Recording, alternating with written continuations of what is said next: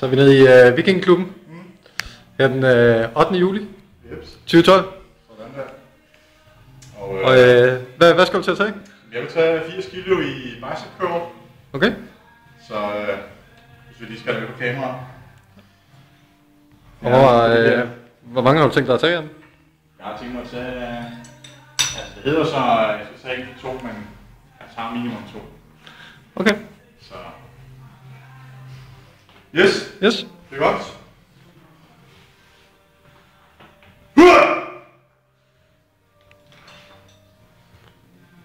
Det vigtige er bare, at den skal flyve op.